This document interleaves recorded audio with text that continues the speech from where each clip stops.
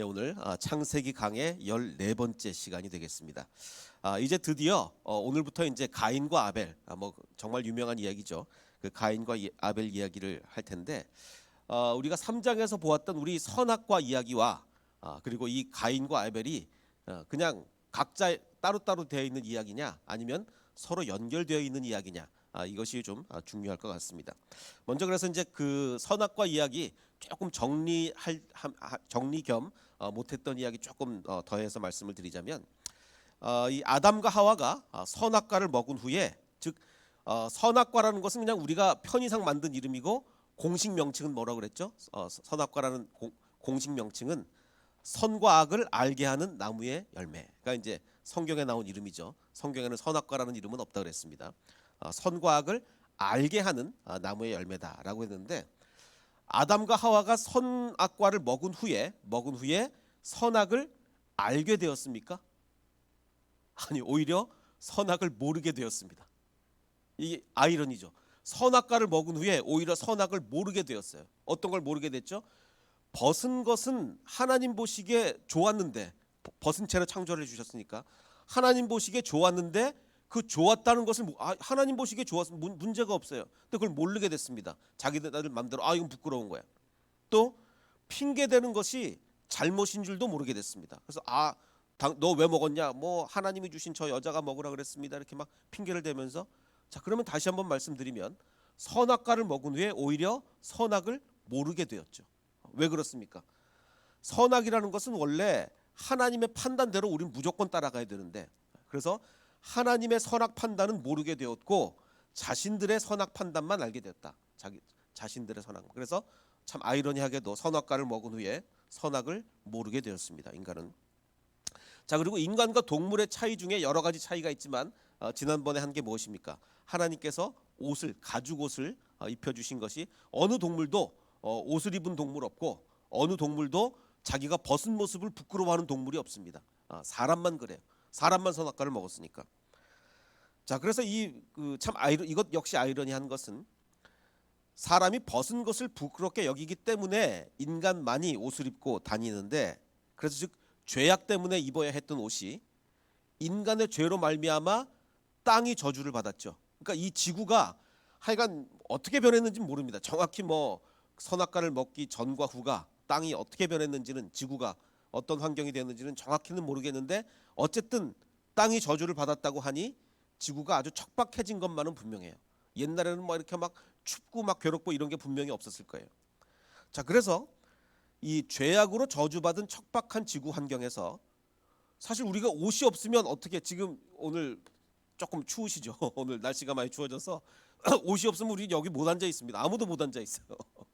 옷이 그 환경을 견딜 수 있게 해줌으로 말미암아 오히려 온 지구에 생육하고 번성하여 충만할 수 있는, 이런 또 아이러니가 발생하게 됐습니다. 죄악으로 인해서 이 지구가 척박해졌는데, 죄악으로 인해서 하나님이 지어주신 옷으로 인해서 거기서 견딜 수 있는 그런 환경이 됐다라고 이렇게 얘기할 수가 있겠습니다. 그 얼마 전에 뉴스에 났는데요. 그 취객을 제압하려다가, 그러니까 이 소방관 여러분들이 굉장히 수고 많이 하지 않습니까? 근데 이렇게 수고하시는 소방관들을 막 폭행하고 이런 사람들이 있어요. 정말 어떻게 이런 일이 있을지 모르겠는데, 그런 일이 꽤 많답니다. 출동을 하면 소방관들을 막 폭행하고 막 폭언을 하고 욕을 하고 막 이렇다는데, 그래서 이제 소방관이 자기를 막 너무 폭언을 하고 막 그 폭행까지 막 주먹질로 하고 하니까, 뭐 어떻게 제압을 해야죠. 안 그러면 뭐 구급차에 태울 수가 없으니까 제압을 이렇게 하다가 이 사람이 다쳤대요. 그래서 이 사람이 소송을 건 거예요. 그래서 소방관이 벌금형을 받았어요. 벌금형을.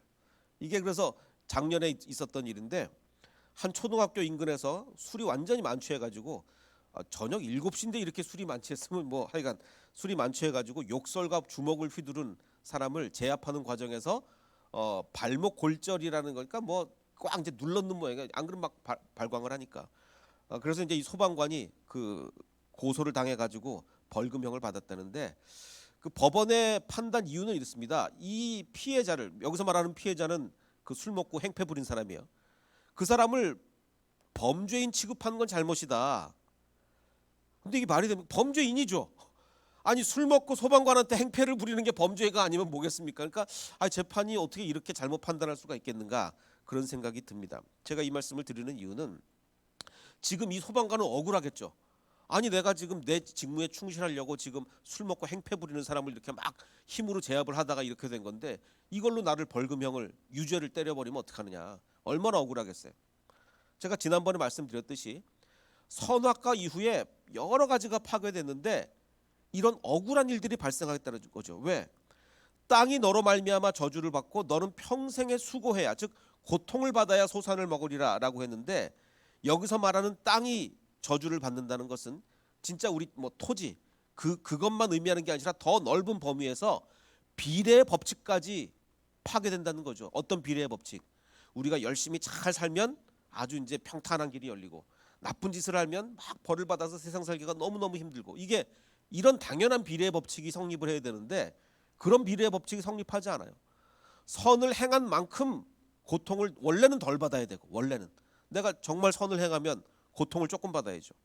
또 악을 행한 만큼 고통을 더 받아야 되는데 그런 법칙이 적용되지 않고 엉뚱하게 이렇게 자기 직무에 충실했던 소방관이 막 벌금형을 받고 이렇게 이런 일이 벌어진다는 얘기죠. 그래서 지금 이 세상이 왜 이렇게 일그러졌느냐? 왜 이렇게 우리가 왜 이렇게 억울하냐? 왜 이렇게 억울하냐? 바로 선악과를 먹은 이후에 자연의 법칙이 일그러졌기 때문에. 그래서 사실은 이 창세기를 알면 성경이 보입니다. 창세기가 정말 중요한 이유가 거의 우리의 이 신앙생활에 거의 대부분의 궁금증에 대한 이유가 이 창세기 안에 다 있어요. 그래서 이게 선악과를 먹은 이후에 정말 이런 비례의 법칙이 다 깨져버렸구나. 정말 아무리 열심히 살아도 이 세상의 법칙은 억울한 일이 발생할 수도 있구나. 이걸 우리가 생각할 수 있겠습니다. 자, 그리고 또 하나 좀 짚고 넘어갈 될 것은 그 하나님께서 이제 뱀에게 이렇게 얘기하셨죠. 이제 원복음 The First Gospel인데 여자의 후손 여기선 예수 그리스도입니다. 예수 그리스도는 너의 머리 너 뱀의 머리를 상하게 할 것이요 너는 뱀은 예수 그리스도의 발꿈치를 상하게 할 것이다. 이렇게 이제 원복음을 창세기부터 말씀을 해주셨는데 이제 그 한국말 번역하고는 좀 달리 그 영어 성경 NIV는 이렇게 번역을 했습니다. He 여기서 말하는 He는 예수님입니다. 그 메시아 메시아는 He will crush your head. 그리고 너 뱀은 그냥 strike his heel. 자, 크러쉬라는 건 뭡니까? 크러쉬는 완전히 짓밟는 거, 완전히 그냥 박살을 내는 게 크러쉬죠. 그리고 스트라이크는 그냥 이렇게 때리는 겁니다.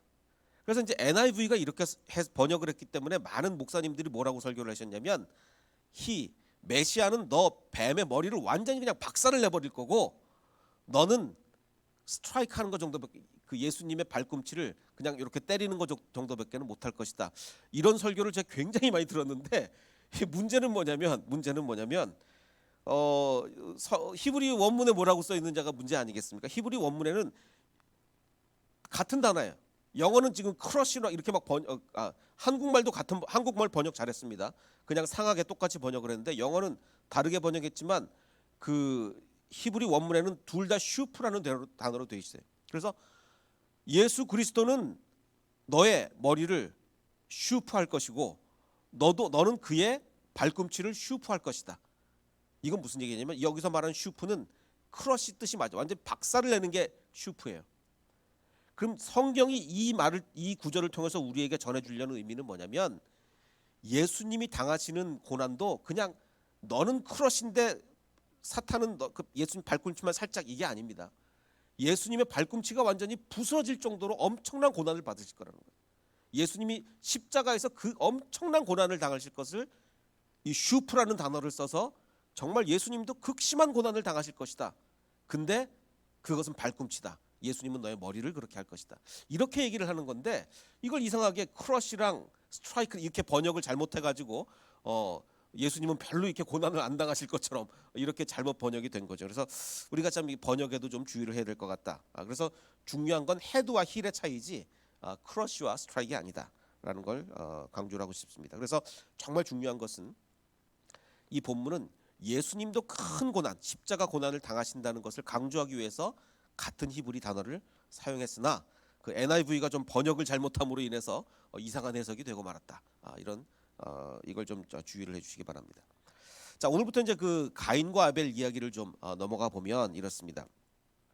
뭐 너무나 잘 아는 이야기지만 역시 우리가 잘 아는 이야기일수록 뭐 번역을 좀 잘못하든지 뭔가 조금 우리가 너무 선입관을 가지든지 해서 오히려 잘못 해석할 수가 많아요. 오히려. 그래서 좀 면밀히 좀 살펴보겠습니다.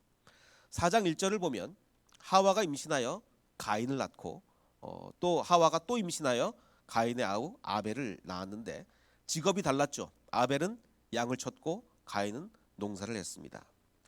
자, 그럼 이 당시의 인간들은, 이 당시의 사람들은 뭘 먹고 살았을까요? 뭘 먹고 살았을까요? 자, 먼저 천지 창조 시대 때는, 천지 창조부터 한동안은 하나님이 우리에게 뭐를 음식으로 주셨냐면 모든 채소와 열매를, 그러니까 채식만 가능했습니다. 채소와 열매를 너희에게 주노니 너희의 먹을거리가 되리라라고 이제 말씀하셨다가 노아의 홍수 이후에 바뀝니다. 노아의 홍수 이후에 정확한 이유는 우리가 알기 좀 힘들지만 이제는 고기까지 모든 산 동물들은 너희의 먹을 것이 될지라 채소처럼, 그전에는 니네가 채소만 먹었지만 이제는 육식도 가능하다. 그래서 동물들을 너희의 먹을 것으로 준다라고 했습니다. 노아의 홍수 이후에. 자, 그러니까 노아의 홍수 전까지는 모든 사람이 채식만 했던 거예요. 자, 그럼 이건 뭐 당연히 노아의 홍수 이전이니까 채식만 하고 있었을 텐데, 자, 그러면 아벨은 양을 왜 쳤을까요? 양을 먹으려고 친 거는 분명히 아닌데 양을 왜 쳤을까요? 자, 그거 이제 조금 뒤에 말씀을 드리고, 자, 중요한 것은 지금 동물들까지 먹도록 해주겠다라고 허락하신 분이 누구예요? 하나님이시잖아요.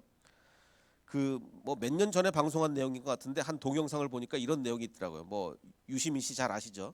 이 사람은 이제 무신론자입니다. 무신론자고 이 종교에 대해서 굉장히 비판적이에요. 그래서 이런 얘기를 했습니다.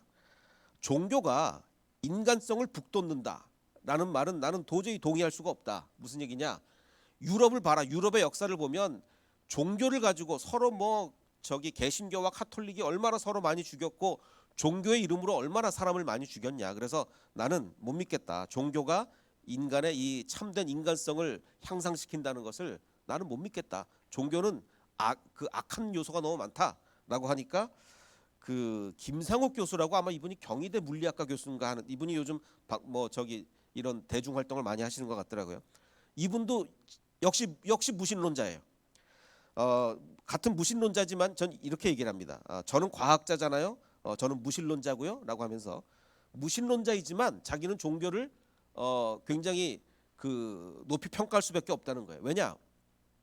종교는 인간이 해야 하는 가장 근본적인 합의를 갖고 있는 측면이 있다. 이게 무슨 말이냐? 예를 들면 이 사람이 예를 들어서 인간이 왜 돼지보다 소중하냐? 여러분 돼지고기 좋아하시잖아요. 돼지고기를 먹으려면 필연적으로 우리는 어떻게 됩니까? 돼지를 죽여야죠. 죽이지 않고 먹을 방법은 없거든요. 그리고 우리가 뭐 많은 동물 실험, 예를 들어서 우리가 뭐 약을 만든다든지 이럴 때 수많은 동물들이 우리의 약을 만들기 위해서 희생돼 가면서 동물들을 희생을 한단 말이죠. 그럼 약을 만들 때도 그렇고 우리가 뭐 고기를 먹을 때도 그렇고 많은 동물을 인간을 위해서 동물을 죽이는데, 그러면 그 얘기는 뭡니까? 돼지보다 인간이 소중하니까 그렇게 되지. 만약에 돼지랑 인간이 같은 레벨이라면, 같은 동급이라면 인간을 위해서 동물을 죽일 수 없는 거 아닙니까? 그래서 이 사람은 자신이 무신론자이면서도 이런 얘기를 합니다. 왜 인간은 돼지보다 소중한가? 그 권리를, 인간을 위해서 돼지를 죽일 수 있는 권리를 누가 준 것인가? 이거를 종교가 아니면 누가 말하겠는가? 무신론자 입장에서 지금 이렇게 얘기를 하는 거예요. 아주 지금 좋은 접근인 것 같아요. 지금 오늘의 본문 말씀이 그거를 얘기하고 있잖아요. 창세기 9장 3절에 모든 산 동물은 너희의 먹을 것이 될 것이라 채소같이 누가 주셨습니까? 이걸 우리에게 내가 하나님이 동물을 먹을 수 있는, 즉 동물을 죽일 수 있는 권한을 우리에게 주신 거예요. 그러니까 이 무신론자 입장에서 아주 이분 잘 생각하신 것 같아요. 자, 이렇게 그러니까 여기서 말하는 지금 이 사람이 합의 얘기를 했는데, 하나 더 앞으로 가보면 종교는 인간이 해야 하는 가장 근본적인 합의. 여기서 말하는 합의는 뭡니까? 사람을 위해서는 돼지를 죽여도 된다라는 그 합의가 모든 사람한테 있어야 돼지를 죽일 거 아닙니까? 누구는 뭐 안 된다 막 이러면 어렵잖아요. 그리고 남을 돕는 것은 뭐 살인은 하면 안 된다 이런 합의, 이것도 일종의 합의인데 하나님이 우리한테 명령을 주셨으니까 살인하면 안 된다는 거지 인간들끼리 이렇게 정한 게 아니란 말이죠. 그러니까 이 사람이 말한 이 합의라는 것이 굉장히 좋은 의미를 가지고 있는 것 같아요.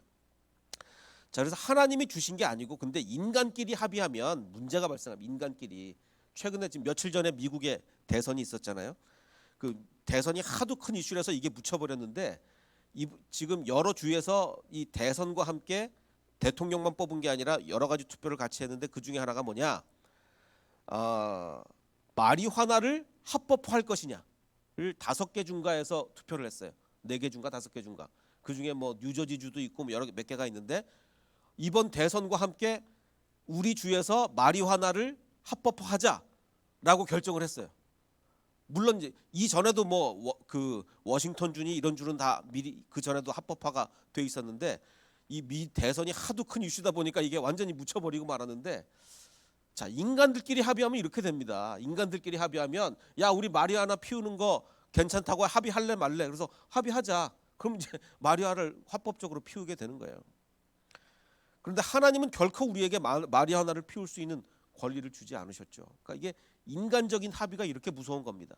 하나님이 주시는 그 도덕적 법칙이 아니라 인간들끼리 이렇게 합의해 버리면 정말 무섭게 되는 거죠. 자, 그러면 우리가 지금 그 아벨이 양 왜 쳤을까 그 얘기를 하다 여기까지 왔는데, 자, 그 당시에는 아직 노아의 홍수 전이기 때문에 고기를 먹지 않았다면 아벨은 양을 왜 쳤을까? 뭐하러 뭐 양을 잡아먹을 일도 없는데 왜 쳤을까? 그리고 더군다나 아직 이때는 피 흘림의 제사에 대한 개념도 없었을 때예요.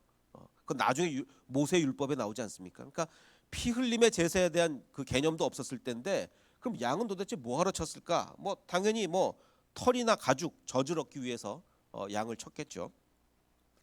자, 그런데 이제 이렇게 얘기를 합니다. 세월이 지난 후에 가인은 땅의 소산으로, 자기 직업이 농부니까 땅의 소산으로 여호와께 드렸고, 아벨은 자기도 양을 치는 게 직업이니까 양의 첫 새끼와 그 기름으로 드렸더니 여호와께서 아벨과 그의 제물은 받으셨으나 가인과 그의 제물은 받지 않으셨습니다. 여기서 참 중요한 것은 사람과 제물을 하나님께서 같이 보시는 거죠. 사람 따로 제물 따로 보시는 게 아니라 그 하나님께 바치는 그 제물에 자기의 마음이 있는 것이기 때문에 아벨과 그의 제물은 받으셨으나 가인과 그의 제물은 받지 않으셨습니다. 근데 이게 3절, 4절, 5절 이렇게 돼 있는데 저는 조금 그 아쉬운 점이 있습니다. 뭐가 아쉽냐면 성경의 절, 뭐 3절, 4절, 5절, 장도 마찬가지고 이건 모세가 처음에 창세기를 쓸 때부터 3절, 4절, 5절이 있었던 게 아니죠. 굉장히 나중에 사람들이 이거 3절로 하자, 이거 4절로 하자 이렇게 붙인 건데 뭐 조금 그 분류를 그 다르게 했으면 더 좋았을 것 같다는 생각이 듭니다. 왜냐하면 이게 대조가 되려면 카인과 아벨이 이렇게 대조가 되려면 이렇게 절을 구별했으면 3절을 이렇게 세월이 지난 후에 가인은 땅의 소산으로 제물을 드렸고 아벨은 양을 드렸다. 그런데 아벨과 그의 제물은 받으셨으나 가인과 제물은 이렇게 3절 4절을 이렇게 구별했으면 훨씬 우리 귀에 쏙쏙 잘 들어왔을 텐데 이런 좀 아쉬움은 있습니다. 어쨌든 간에 자, 중요한 건 뭐냐면 가인의 제물과 아벨의 제물을 구별하는 거죠. 성경은 이렇게 얘기하지 않아요. 그냥 가인은 땅의 소산을 드렸고 아벨은 양을 드렸다라고 얘기하지 않습니다. 그냥 이렇게 가인은 그냥 농부니까 땅의 소산을 드렸고 아벨은 그냥 양을 드렸다라고 대조하지 않고 이렇게 대조합니다. 가인은 그냥 땅의 소산으로 제물을 드렸고 아벨은 양을 드렸는데 여기서 수식어가 추가가 되죠. 어떻게 된 겁니까? 첫 새끼와 그 기름으로. 근데 그 기름을 드렸다 그러면 우리의 21세기 사람들의 이미지는 살코기가 아니라 기름, 그럼 되게 좀 안 좋은 거 드렸나 보다. 아닙니다. 21세기 그 개념하고 굉장히 달라요. 그때 당시 기름을 드렸다. 이건 굉장히 이제 좋은 거를 드린 겁니다. 그러니까 정말 귀중한 거, 정말 첫 새끼 그리고 기름 이거를 주님께 가지고 온 거예요. 그런데 가인은 그냥 소산을 드렸다는 얘기만 있지 정말 소중하게 드렸다는 얘기가 없지 않습니까? 그래서 아마도 이게 히브리서 저기 신약 성경에 나오는 히브리서 믿음으로 아벨은 가인보다 더 나은 제사를 드렸다는 게 분명히 맞는 얘기가 될 것입니다. 자, 여기서 중요한 게 뭐냐면 가인은 하나님이 뭘 원하시는지 몰랐다는 거예요. 물론 아직 이때 율법이 없습니다. 율법이 있었으면 율법이 뭐 이걸 드려라 저걸 드려라 그러면 그냥 그대로 드리면 되죠. 근데 율법이 없었던 이 시기에는 하나님이 뭘 원하시는지 생각하는 방법밖에 없잖아요. 하나님이 뭘 원하실까? 가인이 드린 것과 아벨이 드린 건 달라요. 아벨은 하나님이 정말 내가 소중한 걸 드리는 걸 좋아하시겠다. 첫 거를 드렸어요. 근데 가인은 그냥 자기 소산 아무거나 드린 거죠. 곡식을 바쳤기 때문에 문제가 되는 게 아닙니다. 뭐 아벨은 피를 흘렸으니까 합당한 제사고 가인은 아닙니다. 나중에 율법에 보면 곡식도 얼마든지 제사로 드릴 수가 있어요. 선악과를 먹은 우리는 하나님이 원하시는 게 뭔지, 왜냐하면 모든 선악의 판단, 옳고 그름의 판단이 하나님의 기준이 아니라 자기 기준으로 판단을 하니까 하나님이 뭘 원하시는지 모르는 거예요. 그래서 뭐가 필요하냐? 나중에 레위기 율법이 어떤 율법이 생깁니까? 니네가 소제를 드리려면, 소제는 곡식으로 드리는 겁니다. 곡식을 드리려면 첫 이삭의 소제를 드려라. 첫 이삭을 볶아 찌은 것으로 내 소제를 드려라. 자, 이 율법이 나온 이유가 뭐예요? 선악과를 먹은 인간들이 하나님의 뜻을 모르는 거예요. 하나님의 뜻을 모르니 율법을 주셔서 하나님의 뜻을 알게 하는 방법밖에 없지 않습니까? 그래서 율법이라는 것은 선악과를 먹은 우리들에게 하나님이 원하시는 것을 알게 하는 역할을 한다. 가인은 이걸 몰랐어요. 왜 몰랐습니까? 하나님 마음을 몰랐던 거예요.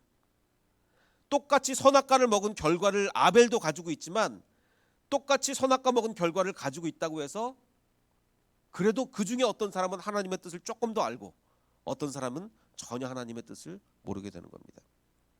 바로 이 차이인 거죠. 이게 굉장히 중요한 차이인 거예요. 같이 선악과 먹은 결과를 가지고 있지만 어떤 사람은 그래도 하나님의 뜻을 조금 더 아는 거예요. 여기 아주 중요한 차이가 있는 겁니다. 요즘은 이제 그 뉴스가 쏙 들어갔는데 한 2주 전까지인가만 해도 백신 맞고 돌아가신 분이 굉장히 많아서 뭐 난리가 났었습니다. 그렇죠?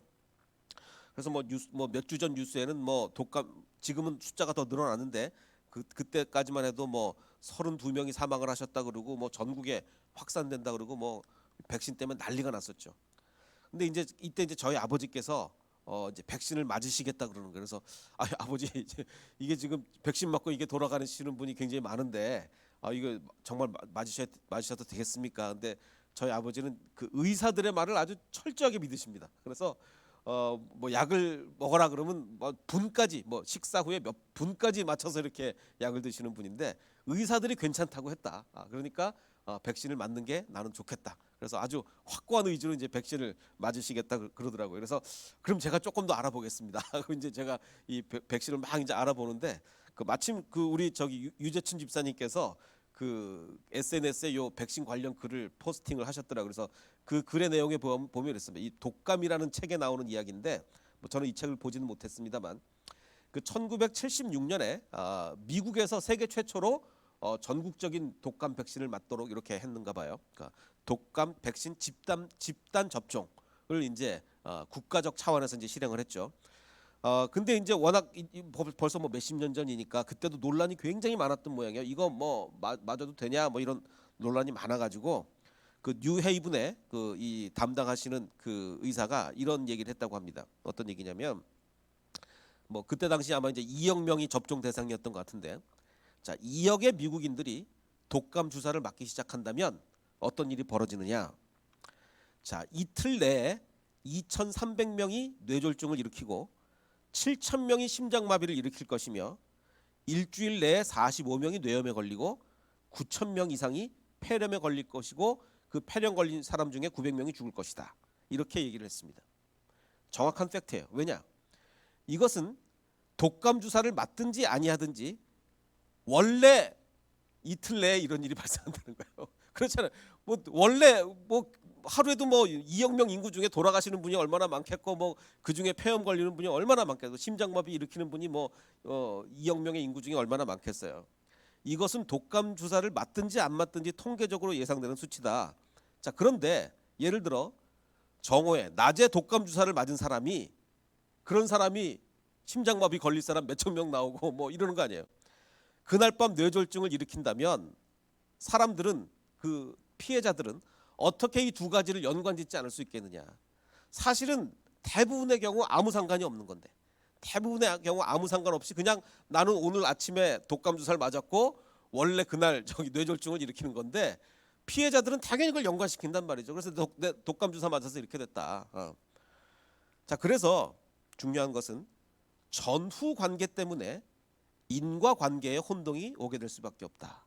전후 관계는 뭡니까? 그냥 아침에 독감 주사를 맞았을 뿐이고 오후에 뭐 심장마비가 일으키든 폐렴이 오든 뭐가 온 것뿐이에요. 이건 그냥 전후 관계죠. 근데 사람들은 이걸 뭐라고 생각한다는 거예요? 인과 관계. 독감 주사를 맞았기 때문에 이런 일이 발생했다라고 인과 관계로 생각을 한다는 말이죠. 자, 그래서 우리가 성경을 읽든지 뭘 하든지 간에 이걸 면밀히 살펴야 됩니다. 이게 단순한 전후 관계냐 아니면 인과 관계냐를 분명히 해야 되죠. 자, 그래서 얼마 전에 한국 뉴스에도 이런 게 나왔어요. 막 독감 때문에 정말 막 세상이 떠들썩하니까 작년에도 독감 접종 후에 7일 내에 노인이 1,500명이 사망을 하셨다라고 이제 정부에서 그 질본에서 발표를 했는데 이 발표의 목적은 뭐예요? 원래 이만큼 돌아가신다라는 거를 의미해서 발표를 했는데 이것 때문에 더 큰일 났어요. 작년에 독감 맞고 1,500명이나 죽었냐고 이거를 저기 인과관계로 해석을 해서 그래서 이제 뭐 결국 막 여러 가지 논란 끝에 결국은 이제 그 인과관계가 났고 그냥 그 올해 원래 독감 맞고 그만큼 돌아가신다. 그거는 별로 이게 인간관계가 아니다. 이렇게 이제 발표를 해서 어제 뉴스에 보니까 독감 접종 뒤에 사망 신고를 하신 97명 중에 뭐 96명은 거의 인과관계가 없다. 이렇게 이제 발표를 하신 것 같아요. 자, 근데 다른 때도 아니고 올해 이 난리가 난 이유는 뭡니까? 올해 이 난리가 난 뭐 당연하죠. 코로나 때문에 우리가 백신에 대한 관심이 너무 커졌어요. 뭐 그전에는 뭐 별로 백신에 대한 관심이 없다가 백신에 대한 관심이 너무 커졌는데 뭐 독감 맞고 누가 죽었다 그러니까 막 이제 일이 커진 거죠. 그래서 전후 관계를 인과 관계로 인식하게 된 건데 제가 오늘 이 말씀을 드리는 이유는 이 선악과 사건과 지금 3장의 선악과고 4장이 가인의 살인입니다. 이 선악과 사건과 가인의 살인이 3장이고 4장이잖아요. 독감처럼 그냥 단순히 전후 관계냐? 전후. 그냥 3장에는 선악과가 있었고 4장에는 살인이 있었다. 이 전후 관계냐? 아니면 선악과를 먹었기 때문에 이런 일이 벌어졌느냐? 인과 관계냐? 여기에 우리가 좀 주목을 할 필요가 있다는 거죠. 본문을 보면 이렇습니다. 4절을 보면 뭐 여호와께서는 아벨과 그의 제사를 받으셨고 가인과 제사는 받지 않으셨어요. 자, 그러자 가인이 몹시 분합니다. 화가 났습니다. 안색이 변했어요. 그러자 여호와께서 묻습니다. 야, 네가 분하면 어찌 됨이며 안색이 변하면 어찌 됨이냐. 자, 제사를 받으시고 받지 않으시고는 누구 마음입니까? 하나님 마음이에요. 내가 결정하는 거. 하나님, 내가 제사 이거 드렸으니까 받으세요. 내가 결정하는 게 아닙니다. 하나님이 받으실 제사는 받으시고 받지 않으실 제사는 받지 않으시는 거예요. 하나님 마음이에요. 마치 뭐처럼 선악을 누가 결정하는 겁니까? 이건 선이고 이건 악이다. 사람이 결정하는 게 아니라 하나님이 결정하는 건데 마찬가지로 어느 제사는 받고 받지 않으시고 완전히 하나님이 결정하는 겁니다. 자, 그런데 가인은 거기에 동의를 못했어요. 하나님, 내 제사 왜 안 받으시는 거예요? 왜 가인만 받으시는 거예요? 난 거기 동의를 못하겠습니다. 마치 뭐처럼 나는 벗은 모습에 부끄럽다는 건 난 벗은 모습이 보기 좋았다는 건 나 하나님의 의견에 동의 못하겠습니다. 벗은 건 부끄러운 거예요. 이것처럼 똑같은 거예요. 그래서 가인은 왜 화가 났습니까? 하나님의 결정을 동의할 수 없어서 화가 난 거예요. 동의를 했다면 오히려 화가 난 게 아니라 아이고 큰일 났고 내가 하나님이 받으시도록 내가 어떻게 좀 노력을 해야 되겠구나. 이렇게 했지 화가 났겠습니까? 자, 선악과를 먹은 결과 가인은 하나님이 원하시는 것이 무엇인지 알지 못했고 아까 말씀드린 것처럼 아벨은 그래도 같이 선악과를 먹었지만 물론 아담이 먹은 거지만 어렴풋이 하나님의 뜻을 알았던 것 같습니다. 그래서 야, 하나님이 우리의 정성을 원하는, 뭐 이렇게 많이 드리고 뭐 헌금의 액수가 문제가 아니고 정말 내 마음을 드리는 걸 원하시겠구나. 첫 거를 드리자, 첫 거. 그래서 이게 드린 것 같아요. 그러니까 정말 아벨은 하나님의 마음을 어렴풋이 알았던 것 같아요. 이게 바로 가인과 아벨의 차이인 거죠. 자, 그래서 선악과를 먹은 것과 가인이 아벨을 죽인 것은 단순한 전후 관계가 아닌 이것은 인과관계예요. 이것은 인과관계입니다. 자, 그러자 하나님께서 뭐라고 말씀하시냐면, 네가 선을 행하면, 지금 가인 막 화가 막 나서 얼굴 색까지 변하니까, 네가 선을 행하면 어찌 낯을 들지 못하겠느냐. 선을 행하지 아니하면 죄가 문 앞에 엎드려 있느니라. 지금 뭐와 뭐를 대조하고 있습니까? 선과 악, 선과 죄를 대조하고 있죠. 그러니까 이것은 뭡니까? 지금 선악과 결과다. 이게 선악과를 먹은 결과다. 그래서 계속해서 하나님이 말씀하시기를, 죄가 너를 원하고 있지만, 즉 죄가 너를 지배하려고 하고 있지만 너는 죄를 다스려야 된다. 너는 죄를 다스려야 된다. 즉 지금 여기서 보면 죄를 의인화하고 있어요. 죄가 문 앞에 엎드려 있다. 죄가 너를 막 지배하려고 한다. 죄를 의인화하는 건 뭐 때문에 의인화하겠습니까? 죄가 그만큼 강력한 존재다. 그냥 뭐 죄라는 어떤 뭐 추상적인 존재가 아니라 정말 이렇게 막 문 앞에 웅크려서 우리를 막 잡아먹으려고 하는 그런 것처럼 죄가 얼마나 강력한지를 의인화를 통해서 우리한테 말해주고 있는 거예요. 자, 지금 이 가인이 아벨 제사만 받으셔가지고 너무너무 화가 났는데, 막 가정을 해보겠습니다. 만약에 자기 제사를 안 받으셨단 말이에요. 아벨의 제사도 안 받으셨으면 이렇게 화가 났을까요? 아벨의 제사도 안 받으셨으면. 우리 인간의 마음이 어떠냐면, 하나님이 나와 내 주변 사람들한테 모두 하나씩만 해주면 참아요. 그건 괜찮습니다. 나도 하나 해주시고 내 옆 사람도 하나 해주시고. 자, 그런데 나한테 5을 해주셨어요. 근데 옆 사람한테 10을 해주셨어요. 못 참습니다. 못 참아요. 그렇지 않습니까? 다 하나씩 해주시면 참는다고요. 근데 나한테 더 많이 5을 해주셨어요. 근데 옆 사람한테 10을 해주시면 못 참습니다. 못 참아요. 이게 인간이에요. 이것 역시 선악과를 먹은 결과. 하나님 마음인데 나한테 5을 해주시던 하나를 해주시던 그건 하나님 마음인데 하나님의 결정에 동의를 못하는 거예요. 거기서 모든 화가 발생하고 거기서 모든 불행이 발생합니다. 자신의 생각이 분명히 잘못되고 오직 하나님이 옳다고 생각해야만 죄를, 이건 하나님 마음 아니냐, 내 제사를 받으시고 안 받으시고는 하나님 마음 아니냐, 그렇게 생각을 해야 죄를 다스릴 수 있지. 하나님 도대체 왜 안 받으시는 거야? 왜 아벨의 제사만 받으시는 거야? 그러면 죄를 다스릴 수가 없습니다. 다스릴 수가 없어요. 가인의 제사를 받지 않으신 하나님인데, 사실 그럼 왜 안 받으셨느냐? 우리 하나님의 생각은요, 지나고 보면 항상 옳습니다. 커봐라, 가인이 아벨을 죽였잖아요. 안 받으시는 게 당연했죠. 안 받으시는 게 당연했어요. 지나고 보면 하나님의 결정이 항상 옳았음을 우리는 알게 됩니다. 우리 지금 수요 예배 때 우리 지금 그 사무엘상 하고 있는데, 하나님이 사울 왕을 왜 그렇게 빨리 버리셨어요? 사울 왕이 뭐 그렇게 잘못했다고 그 제사 자기가 집리했다고, 전쟁 나가기 전에 제사 집리했다고 바로 그 자리에서 사울 왕을 버려버리시는데, 도대체 사울 왕이 뭐 그렇게 큰 죄악을 했다고 거기서 그렇게 벌써 버리십니까? 나중에 알고 보니까 사울이 정말 버리실만, 사울은 버림 받아야 되는 사람이구나. 나중에 알잖아요. 나중에. 그래서 지나고 보면 항상 주님의 결정이 옳았다. 지나고 보면. 이걸 우리가 알 수 있습니다. 자, 그래서 하나님이 가인의 제사를 받지 않으셔서 그래서 이 사단이 난 게 아니에요. 이 정말 형제끼리 죽고 죽이는 이 사단이 왜 났습니까? 하나님이 하필 왜 받으시려면 둘 다 받고 안 받으시려면 둘 다 안 받지, 왜 한 사람 받고 한 사람 안 받아서 이 사단이 나게 만드냐? 아닙니다. 가인의 제사를 받지 않으셔서 이런 일이 발생한 게 아니라 그 제사를 받지 않으신 하나님이 옳았던 거예요. 남을 죽이려는 사람의 제사를 받으시면 되겠습니까? 하나님이 옳았던 거예요. 그래서 우리가 정말 우리 지금 선악과에 대한 그 결과를 계속 얘기하고 있는데, 이 선악과의 결과를 극복하기 위해서는 우리는 하나님의 결정에 무조건 따라야 된다. 하나님이 내 제사를 받지 않으시면 받지 않으시는 게 옳은 거고, 받으시면 받으시는 게 옳은 거고, 하나님이 나한테 하나를 해주시면 하나 해주시는 게 옳은 거고, 열을 해주시면 열을 해주시는 게 옳은 겁니다. 하나님의 결정에 무조건 수용하고 무조건 하나님의 결과를 따를 때 우리는 이 선악과의 모든 잘못된 결과들을 극복할 수 있을 것입니다. 바로 그때 우리 마음의 평안이 올 줄을 믿습니다. 그래서 우리 모든 이 정말 하나님의 결정에 무조건 순종하는 저와 여러분이 되시기를 주님의 이름으로 축원합니다. 우리 아까 불렀던 찬양 주는 완전합니다. 우리는 너무 연약해서 내가 옳다고 생각합니다. 너무 연약해서 내가 틀리다고 생각하는 게 아니라 너무 연약해서 내가 옳다고 생각을 해요. 하나님이 잘못했다고 생각합니다. 왜 내 재산 안 받고 아벨의 재산만 받는 거예요? 그런데 우리는 연약하고 주님이 완전한 거죠.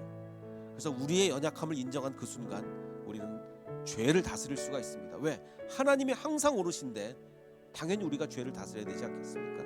우리 이 마음으로 함께 찬양해 보겠습니다.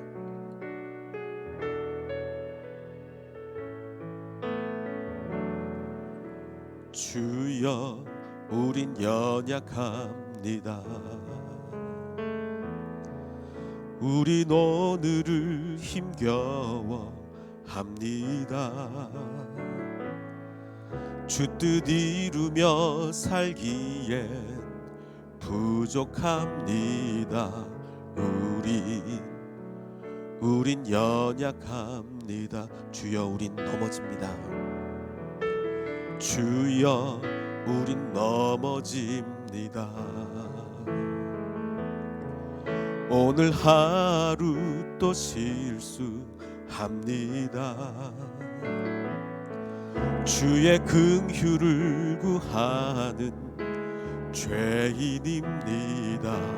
우린 주만 바라봅니다. 한없는 주님의 은혜, 한없는 주님의 은혜, 온 세상 위에 넘칩니다. 가릴 수 없는 주 영광, 온 땅 위에 충만합니다. 주님만이 길이오니 우린 그 길 따라갑니다. 그날에 우릴 이루신 주는 완전합니다. 우리 잠시 기도하게 될 때 아버지 하나님, 주님께서 나에게 하나를 해주신다면 그 하나 해주심이 옳은 것이고, 주님께서 내 이웃에게 열을 해주신다면 그 열을 해주신 것이 옳은 것입니다. 아버지 하나님, 우리는 늘 주님의 결정, 주님의 판단이 옳다고 생각하고 그것을 믿으며 따라갈 때에만 우리가 죄를 다스릴 줄을 믿습니다. 우리 마음속에 있는 모든 시기와 질투, 비판들, 그 모든 것 잠재워 주시고 오직 주님의 결정에 순종하며 따라가는 우리가 되게 하여 주시옵소서라고 우리 함께 기도하겠습니다. 아버지 하나님, 주님께서는 언제나 옳습니다. 주님이 우리에게 하나를 해주시면 그것이 옳은 줄 믿습니다. 우리의 제사를 받지 않으시면 그것이 옳은 것이요, 아버지 하나님 우리의 제사를 받으신다면 또 그것이 옳은 줄 믿습니다. 주님의 결정에 항상 순종하며 따라갈 때 우리 마음속에 진정한 은혜와 축복의 공급이 있을 줄 믿습니다.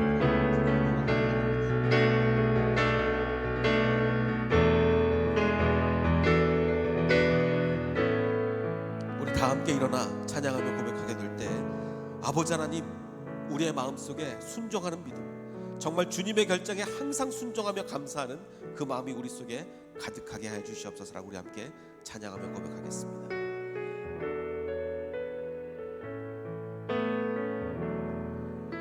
주여 우린 연약합니다.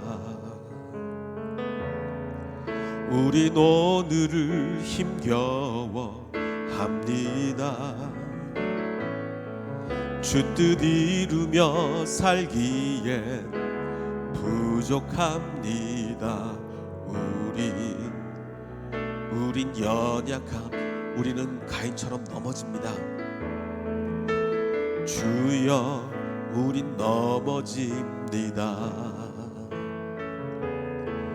오늘 하루 또 실수합니다. 주의 긍휼을 구하는 죄인입니다. 우린 주만 바라보 한없는 주님의 은혜, 한없는 주님의 은혜, 온 세상 위에 넘칩니다. 가릴 수 없는 주 영광, 온 땅 위에 충만합니다. 주님만이 길이오니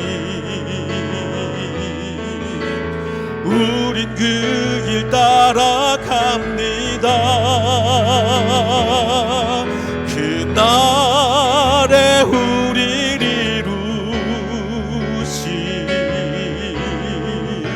주는 완전, 그날에 우리를 이루실, 그날에 우릴 이루실 주는 완전합니다. 아버지 하나님, 우리를 완전하게 이루실 그날을 기대합니다. 그때까지는 우리는 결코 완전하게 될 수는 없습니다. 그러나 아벨처럼 조금은 주님의 마음을 이해할 수 있도록 하여 주시옵소서. 조금은 주님의 그 의로운 결정을 이해할 수 있도록 하시고, 정말 주님의 결정이 항상 옳음을 믿고 살아가는 우리가 되게 하여 주시옵소서. 이제는 우리 구주 예수 그리스도의 은혜와 아버지 하나님의 무한하신 사랑과 성령님의 감화 감동 충만하게 역사해 주심이 늘 주님의 결정을, 늘 주님의 그 옳은 결정을 믿고 살아가기를 원하는 이 자리의 모든 백성들 머리 위에, 그리고 인터넷으로 예배하는 모든 백성들 머리 위에 이제로부터 영원토록 함께 하시기를 간절히 축원하옵나이다. 아멘.